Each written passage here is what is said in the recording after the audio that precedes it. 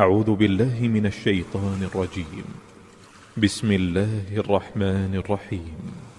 يسبح لله ما في السماوات وما في الأرض الملك القدوس العزيز الحكيم.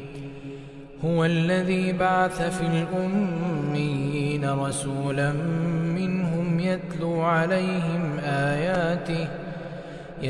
عليهم آياته ويزكيهم ويعلمهم الكتاب والحكمة وإن كانوا من قبل لفي ضلال مبين. وآخرين منهم لما يلحقوا بهم وهو العزيز الحكيم. ذلك فضل الله يؤتيه من يشاء والله ذو الفضل العظيم. مثل الذين حملوا التوراة ثم لم يحملوها كمثل الحمار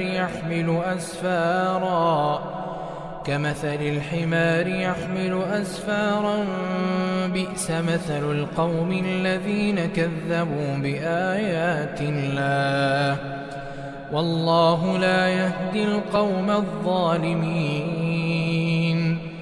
قل يا أيها الذين هادوا إن زعمتم أنكم أولياء لله